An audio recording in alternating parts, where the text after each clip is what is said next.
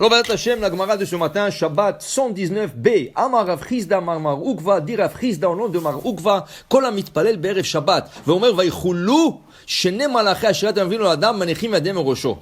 Quand tu dis, tu fais la prière de Shabbat, et tu finis la Hamida, et tu dis, Vayichulu Hashamayim Ve'aretz Ve'chol Tzevaam. C'est un témoignage. Tu es en train de témoigner, qu'Akadosh Baruch Hu a créé le ciel et la terre, et il a fini la création en 6 jours. C'est pour ça qu'on le fait debout. On le fait dans la Hamida une fois, on le fait dans la répétition de la Hamida 2e fois, et on le fait au Kiddush à la maison la 3e fois. Et tu le dis debout. Et quand tu le fais dans la Hamida, après la Hamida, et tu termines de le dire, il vient 2 anges, et ils mettent leurs mains sur la tête de cette personne, maintenant que tu as témoigné qu'Hachem a créé ce monde en 6 jours, et il se reposa le 7e jour, tous tes péchés et toutes tes mauvaises actions sont effacés et nuls, et tu recommences de nouveau une semaine. Tanya Rabbi Yossi bar Rabbi Yehuda Omer, Oshne malachi asharet me'avim l'adam bereshavat bet hakneset lebeto. Dit Rabbi Yossi bar Rabbi Yehuda, quand tu sors de la synagogue, il y a 2 anges qui t'accompagnent. Echad tov echad ra. Un qui est bon et un qui est mauvais. Veksheba lebeto. Et quand il arrive à la maison, umatza ner daluk, il trouve les bougies de Shabbat déjà allumées. Veshulchan aruch. Et la table dressée, umitato mutsaat, et le lit sont arrangés, la maison est bien ordonnée, alors malach tov omer, le bon malach il dit, iratson shete le Shabbat acheret, qu'il soit à la volonté d'Hachem que le Shabbat prochain, ça sera ainsi, tout bien rangé, tout bien préparé, tout bien fait. Au malach ra, et le mauvais ange, on est amen, Baal Kocho. Il n'a pas le choix que de répondre amen. Ve'im lav, et si has ve'shalom il arrive, et là, le bougies ne sont pas allumés. Et la table n'est pas bien dressée. Et la maison n'est pas arrangée. Alors le malach ra, celui qui est mauvais, il dit, iratson, j'étais le Shabbat acheret ken. Ou malach tov n'a pas le choix que de répondre amen.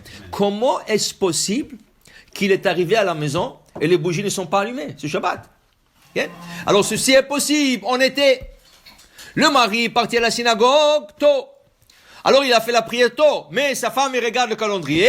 Shabbat c'est pas avant 8h20. Elle lui dit, lui déjà 8h moins quart, il a fini la prière. Il arrive à la maison, qu'est-ce qu'il voit? Wow, il n'a pas même pas l'enquête allumé les bougies du Shabbat. Alors lui il est déjà dans le Shabbat, elle n'est pas dans le Shabbat. Elle a même pas dressé la table. Et là, la maison est encore balagan. Alors, comment ça se fait? Alors, le mauvais, il dit, et c'est que ça soit ici, quand Shabbat. Tu t'imagines après la bagarre? Il dit, quoi? Moi, j'arrive de la synagogue et tu n'es pas prêt, tu regardes la maison, c'est la bagarre. Et le mauvais, il dit, il raconte que chaque Shabbat, ça soit comme ça, et l'autre, il dit, amen. Alors, il faut faire attention. C'est une responsabilité des femmes que tout soit bien arrangé, tout soit bien dressé. Mais d'autre part, il y avait une fois en Israël, un avrech, il est venu voir Rabbi Israël Kanievski, le père de Rabbi Chaim Kanievski, le père, Rabbi Israël Kanievski. Il lui a dit, Kvod Harav, j'ai une question à vous demander. Je sais plus quoi faire. Il dit quoi? Il dit, écoutez, chaque vendredi, j'arrive de la synagogue, les enfants sont pas habillés, la table n'est pas dressée, la maison est désordonnée, ça crie, ça pleure, et je peux plus supporter ça. Je ne peux plus supporter ça. Ma femme, je lui ai expliqué 1000 fois, quand j'arrive, il faut que tout soit préparé, tout soit bien ordonné. Et elle ne veut pas écouter. Alors le rabbin qui était assez chacham, très chacham, il lui a dit, je peux vous poser une question s'il vous plaît? Il dit oui. Il dit, combien d'enfants tu as, Bliainara? Combien d'enfants tu as? Il a dit 6 petits enfants. Combien? Le plus grand, il a peut-être 9 ans. Il a 9 ans, je ne sais pas, 10 ans.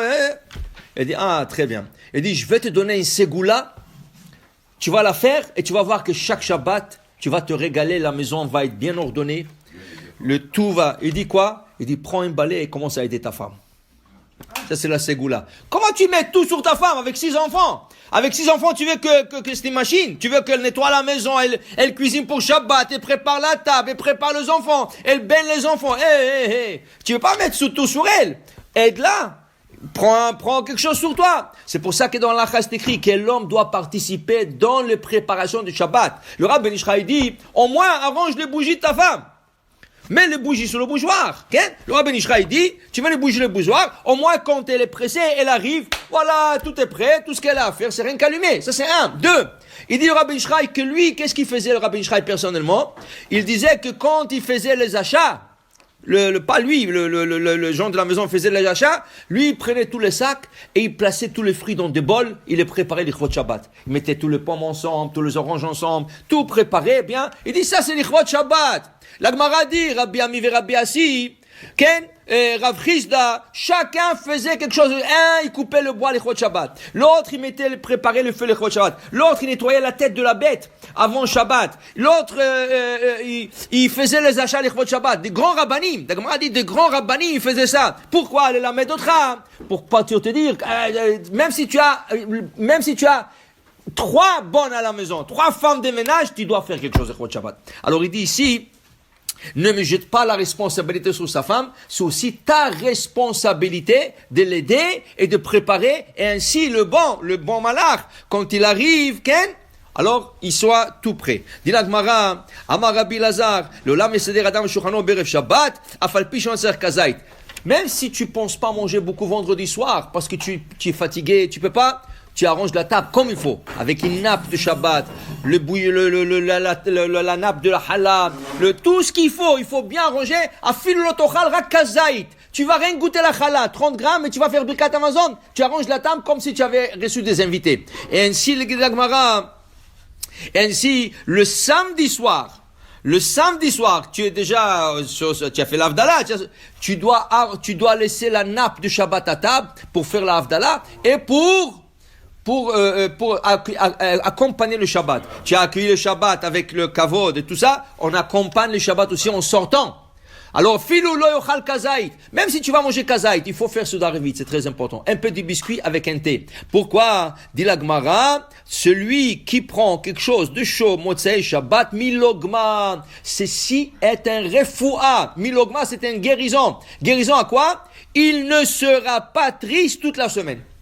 Tu prends un verre de thé, une soupe chaude, un toast chaud, quelque chose de chaud samedi soir, pour la souda de Motzei Shabbat, toute la semaine tu ne seras pas triste. C'est une ségoula. Et si la Gemara le dit, c'est une super ségoula. Quand les gens ils sont tristes, ils ne savent pas. Voilà. Mange quelque chose de chaud Motzei Shabbat, tu verras que toute la semaine tu seras besimcha. Amen.